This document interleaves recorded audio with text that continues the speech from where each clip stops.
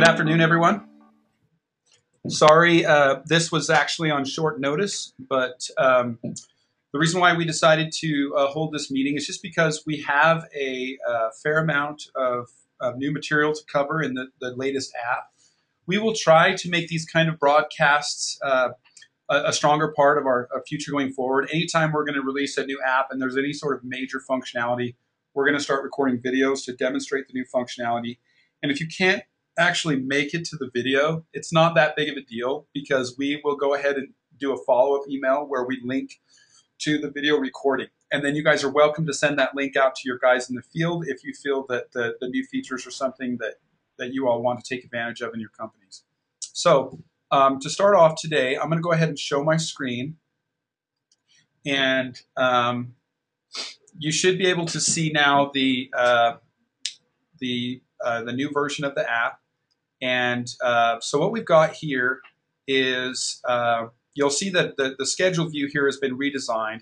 And you'll have to forgive, this is just demonstration data so that you can see things. But when you first log in the app, this is now what it looks like. So it's got a new color scheme here, but everything else is mostly the same. Here's your schedule view.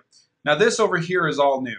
Okay, this is called today's route. And the idea here is that it's going to show you where you're at, and it'll show you how to get to your work orders. This, in the iteration that we have sent off to Apple, this is just a demonstration show. It's showing a sample as if I had work orders scattered across the country. But it goes to demonstrate the point. Today's route, it's showing me the work orders that I have and the routes that I might take. But this is definitely a work in progress, meaning you're probably not going to find this today's route feature too useful in the very first release that we do. We've got some pretty aggressive plans for it, but in the release that comes out this week, it's going to be reduced. So just treat it as if it were a map that shows you all the work orders that you have today, and you can learn from it what you'd like. And then in the next versions that come out after this, you're going to start seeing some more advanced functionality come out concerning this feature. So that's what we've got. So this is probably the first thing that you'll notice. The next thing that you'll notice is that we came up with a new sort option that allows you to sort your work orders of today. The default is chronological order, but the next one is by work order number. We do have a few customers where they assign them a lot more work orders than what they can possibly handle in a day. And then the technicians go and then they service those work orders. And then at the end of the day, any work orders that they don't service automatically rolls over to the next day. So since we have a few of our customers that assign work orders that way, sometimes it makes more sense to sift through the work orders in order of their work order number instead of using this other method. So that's what that is. So if I actually click on one of these work orders, the next thing you'll notice is that we've updated the color scheme of everything. And when you click on a work order, it does bring up the action sheet by default. So we've remastered all of the icons, and so that they'll all look good at whatever size or resolution that you guys have. So that's one of the first things you'll notice. We've also redesigned a lot of things, like this section up here. Still has the same data it always did, but we feel like it looks a little bit nicer now. The trip details, I mean, we're going through these interfaces right now and we're cleaning them up and we're making them look nice. So that's mostly what has changed here. In the service location tab, we've added some new functionality. For starters, there used to be a button here down here at the bottom that would let you decide which version of the map. And it was just cluttering up and it was really difficult to see in front of the map anyway. So we moved it up here. So here, if you want to change from the standard view to the hybrid view, you would just change it up there. Okay, so that's the first bit of functionality. The next bit of functionality is something that allows you to, in the rare instances where the pin is not showing the correct location, we've added this new address verification system up here. And what this does is it allows you to position this wherever the work order should be, and it will allow you to reset the location of the work order. And it shows you the GPS coordinates up there. Now, it is based on this address down here. So let's say that the address is wrong. And you realize the reason why it's not showing it is because the address is just not correct. Because I can guarantee you, if it's not showing you correct, it's because there's something wrong with the address. And in some instances, you might see that the address has like a faulty formatted zip code. So so you can actually click on here and edit the address temporarily. Right now, this won't stick, but you can edit it temporarily, and then you can click the geolocate button. And what the geolocate button will do is it will center the crosshairs on whatever address is centered there. So I could go like this, and then I'd hit geolocate, and it'll move me right back to whatever this address says.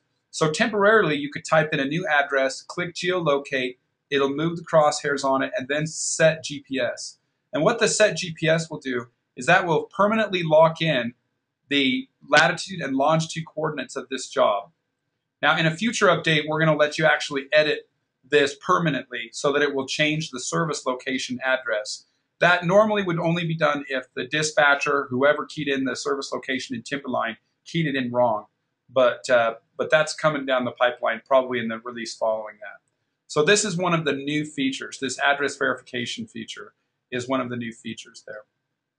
Okay, so that covers this section. Another thing that we actually came out in a previous release, but not too many people know about it, is if I go into settings, there is an option in general settings for camera roll. I wanted you guys to keep in mind that if you flip this camera roll on, what that does is that anywhere that you take a photo in the app, whether it's in attachments or a work order or a service location attachment or anything, if you turn this on, it's going to simultaneously put that photo in your camera roll in addition to putting it in the app. Some people have requested that feature. That's there. Okay, so I saw that in relation to this thing over here, to the camera, the ability to take that, and I just wanted to cover it. The work order. This is still a work in progress, but basically we've redesigned the work order details pane. Some of this stuff is editable, so you can go in there and change some of the information here if you need to. Currently, in the app that you're going to see released this week, when you click edit, it's going to come out. You know, you'll see those screens as editable, and then when you save it, it saves it back. Now, we're probably going to be changing this functionality to be a popover. So when you click edit, it'll actually bring open a temporary view that'll pop open with all of the editable information on it, and you'll be able to edit it there. Equipment, it's really the same functionality, it just looks different. So you see it, it's kind of in a read-only mode. You can click on the edit button, it brings it up in this mode. If you want to take photos, you can take photos of the equipment. So everything is still pretty much the same as it was, it just looks a little bit different. We're not quite done with this yet either. We're going to be, as we push out the next views, we're going to be enhancing it, getting an increasingly more detail. We're really spending a lot of time now making this thing look really nice so that it's easy on the eyes and everything. Okay, here's the action sheet. So a couple changes, but once again, these are all visual changes. There's no actual functionality change. Things just look different. So if you want to add a new task or a new activity, let's say I wanted to add a new labor activity. If I want it to be on the scope, I use the plus button down here. If I want it to add underneath this task here, I would put it here. So I'll just go and add a new labor activity. We'll say it's this replace wiring option. Let's see, let's go into cost quantity. We'll say it's 2 hours and 5 minutes. And then we'll do the same thing on build quantity. We could let everything else default. And then we'll hit save. Okay, you'll notice that just for a second that went red and then that disappeared. The red indicator over there showed that hadn't yet synced with the server. The fact that it went back to this gray color over here shows that it did successfully sync up to hh2 web services. Your technicians need to know, if they see a red check mark box over here, that is something that requires some attention. It means that has not synced to the server successfully. And if it's a labor activity, especially if it's a labor activity, it's a big deal, because it means that the customer's not going to get billed and they're not going to get paid. And so typically the only time that will happen at this juncture is because they're currently not connected to the internet. So all they need to do is circle back later and make sure that disappears. If they know for a fact they're connected to the internet, but that thing is still red, I would recommend that you click on this and then you make sure all of the required fields are filled out and you hit save again. Normally, it will not let you save this without having all the required fields specified, but sometimes just opening this up and saving again could trigger a new attempt to try to upload this activity to the server, and once it's uploaded, it will go gray. So once it's gray like this, it means you're good to go. When you complete the activity, it now turns the entire thing yellow like that, and it just makes it easier to see and easier to read. With the trip statuses, you'll notice this has a new look and feel, and there is a new row of buttons here for today. So let's say this new button is to set the trip times based on my GPS coordinate. So this is the arrived trip status. So if I want to set arrived using GPS coordinates, I will click on that, and then what it's going to show me, it's going to show me a map showing me where I started out today. Now you guys all know where I live. That's where you can address your hate mail if you're having trouble with the software. Okay, so if you want to see the path I took today, we can see me driving down this road. Maybe I zoomed in a little too far. Let's zoom in a little closer. Okay, so we can see the path I took today. And I came in here and I stopped at the gym. Then after that, I came in to the office. And there's our offices right there. Okay, so if we zoom in a little bit, we can see with greater fidelity the road that that we stopped on. And there it is. I'm getting in the parking lot. Right, looks like right around 11:21 is when I pulled into the parking lot. Okay, now so I did my slider right up until the time I got there, and then I just hit set time. Because I set time, it shows my arrive time at 11:21 a.m. So that's how this new feature works. So if you forget what time you arrived on a site, you can set it using the GPS. And the same thing with any of these. If you want to, if you complete a work order and then immediately set out to work on another work order, you can use your GPS to figure out what time you left that day, and then that'll help you set that. So that's a new feature. Purchase orders, there's nothing different about that yet. It's still the same. Notes, I mean, we've tweaked the way it looks a little bit, but it's not in its final form yet. So we'll be making some additional changes here. But in general, this is still the same. Attachments, there's no change there. Voice notes, this is off by default. So many of you may not realize that this option is even there.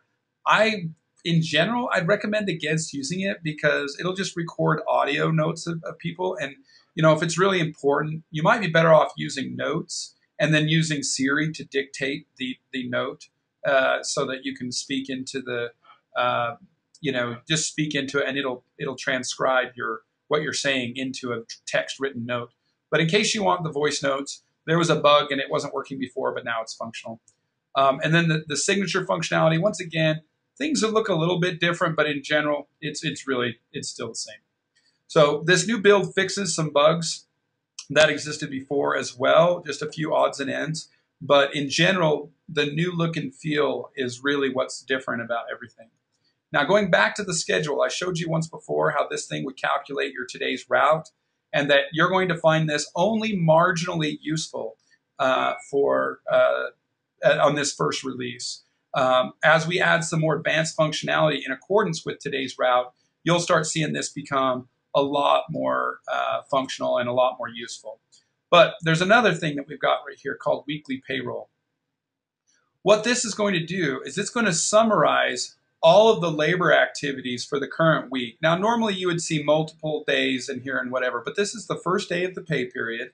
And we have a ton of work orders we have 4 work orders with a whole bunch of labor activities. As you can see, these ones have overtime set, but they're missing their units. And what that shows is that we've got a labor activity that has been successfully synced with the server. That's why it's gray over here. And yet there's no units entered in. And so someone needs to go in and fill in the number of units. And then, so all of these will be here. On this first release, it's just going to be a list of all of them for quick and easy reference. They don't link anywhere yet. In the future, we're going to have totals down here at the bottom, and we're going to get it so that let's just say you do want to edit one of these, you'll be able to click on them, and it will automatically open up the work order and bring you straight to the action sheet so that you can edit these labor activities directly. So those are all functionality that's coming down the pipeline, probably in the next release. So these are just, they're almost like previews of what the functionality will be, but we wanted to go ahead and show it to you what we're working on. And ultimately, we probably would have held it and not released it, but there were a bunch of bugs, smaller bugs that were annoying some of you all. And we wanted to go ahead and get this released out, this release out, because most of the UI design work has been completed, and these interfaces are functional. They're just not the final stage of where we're going to have them. So you can start using them now, but they're going to be much more useful as we continue adding to those. So in the next several weeks, you can expect some additional releases that will make this much better for you guys to use.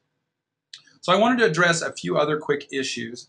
One is, I believe it was 1.947. It was a release not too long ago in which there was a mistake made in our deployment process that made it so that if you installed 1.947, when you very first installed it, the app would crash when you very first opened it. But if you deleted the app and reinstalled it, it would work fine.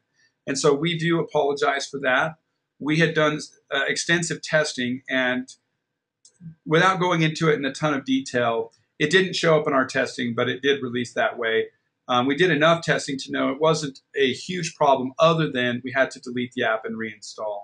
And so we do apologize to you guys. We do know there are a few of you that lock down your iPads so that the technicians, can't make major changes or even reinstall apps. And in those companies, it makes it increasingly difficult to delete the app and reinstall. However, we do recommend that you figure out a way to let them edit or control their own iPad apps, because that will take most of the pain out of that.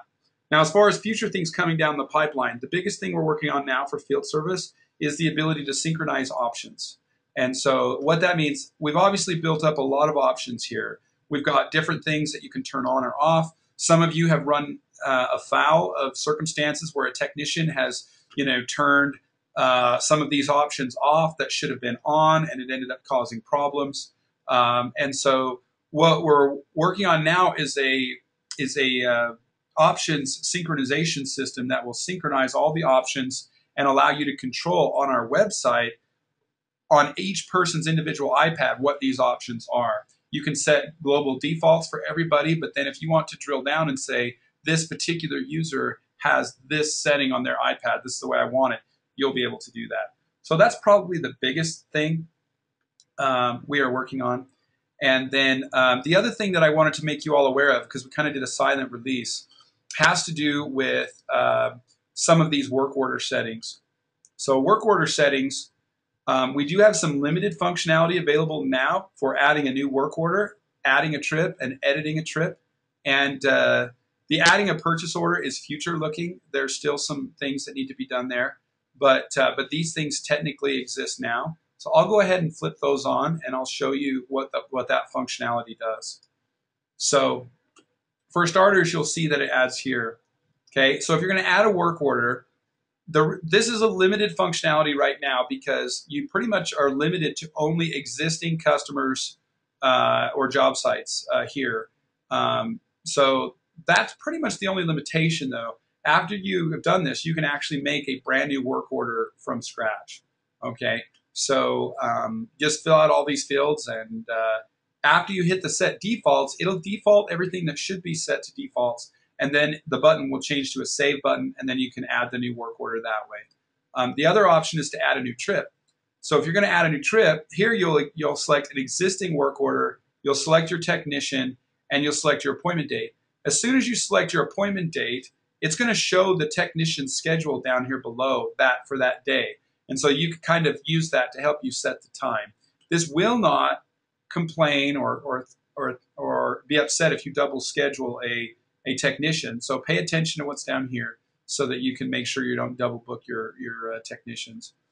Some of you routinely double book your technicians, though, and so that's just kind of up to you. Obviously, the priority is required, and as is the estimated duration, but you can just, these are easy. You just go in and set them.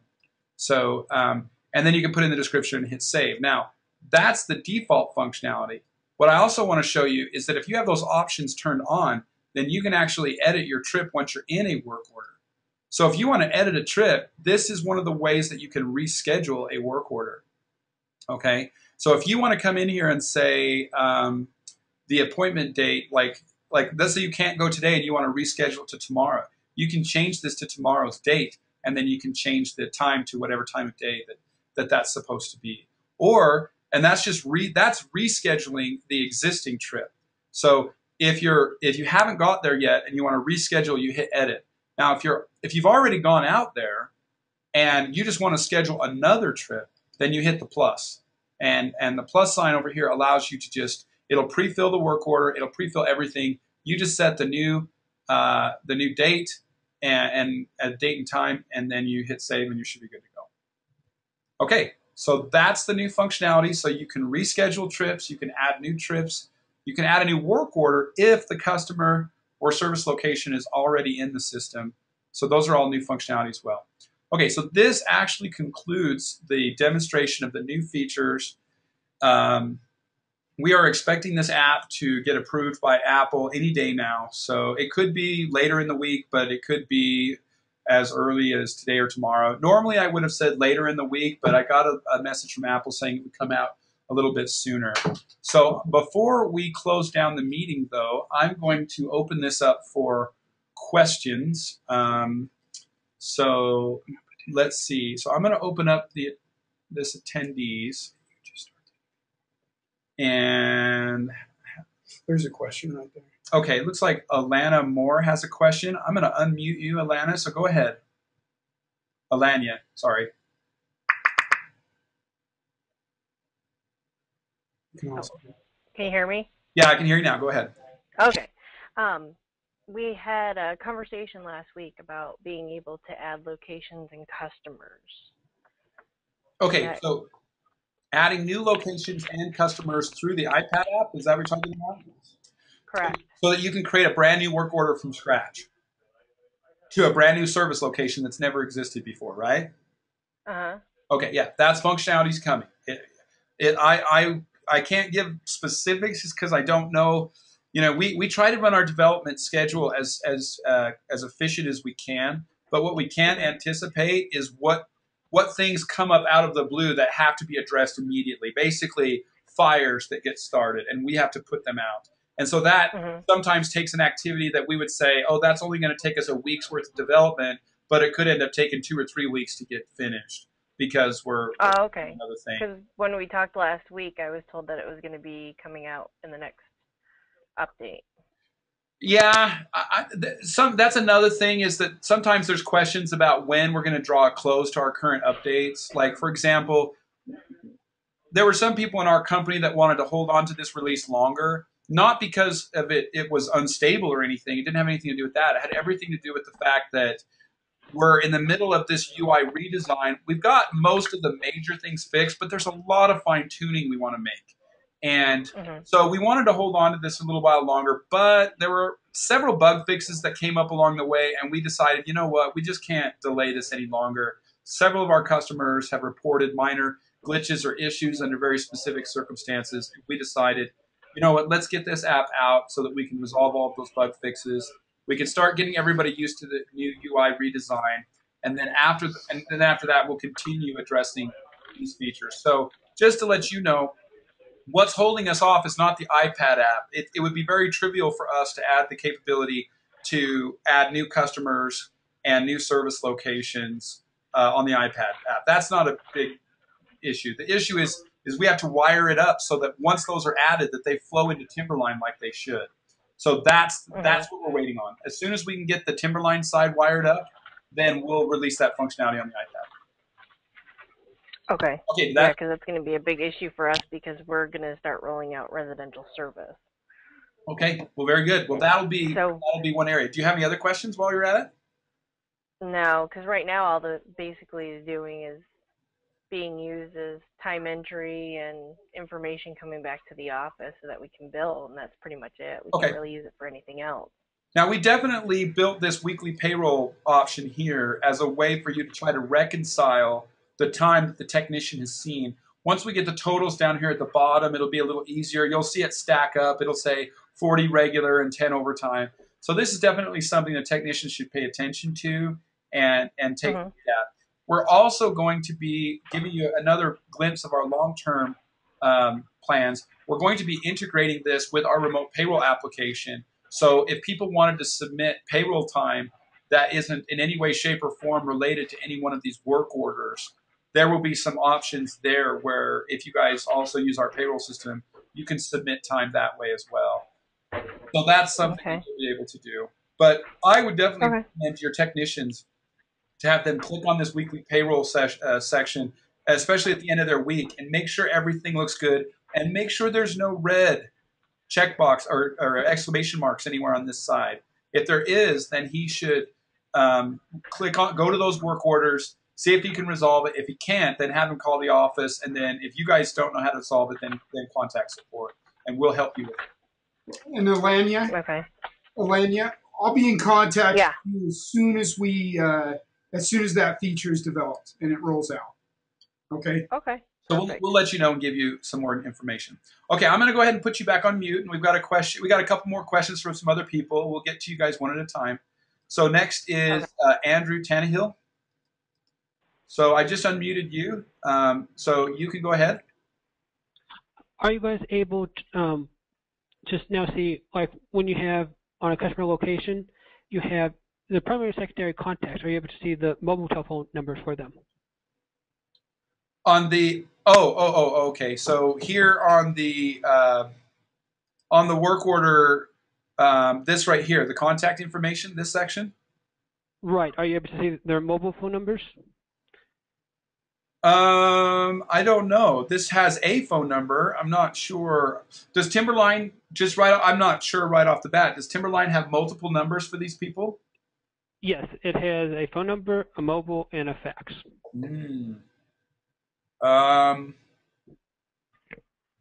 Okay, I will look into that. And you know what? There's a possibility that we might be pulling that. We're just not showing it anywhere on the screen. And if that's the case, that's something that we can definitely get out quickly. So let me just make a note of that really quick.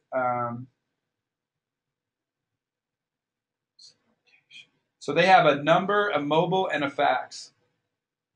Correct. For the primary and secondary. Okay.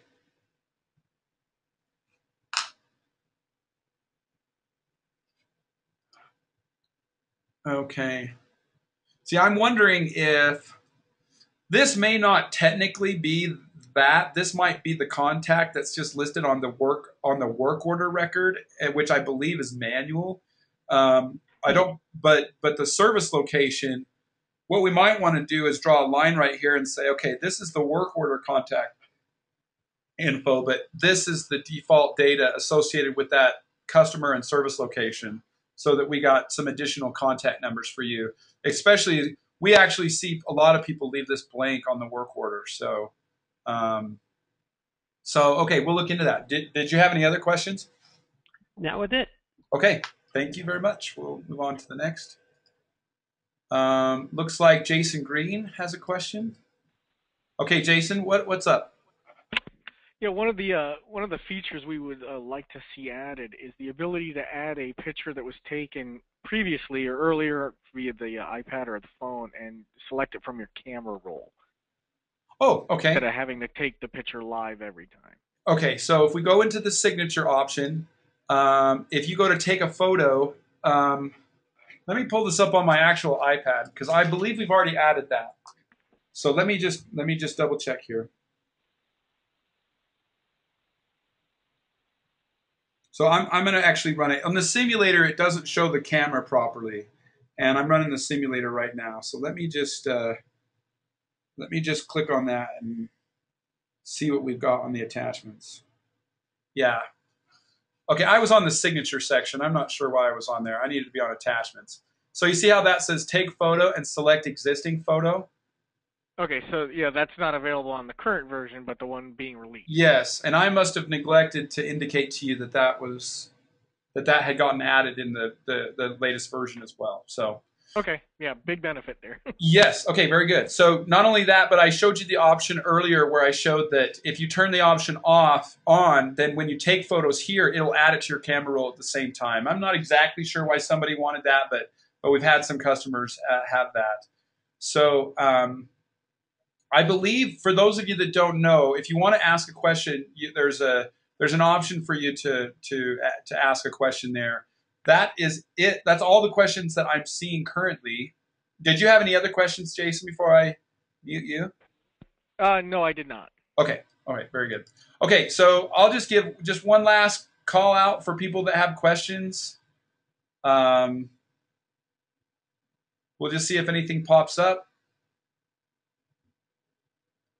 Okay, it looks like there isn't. So if you do have any additional questions, just go ahead and email them to support@hh2.com.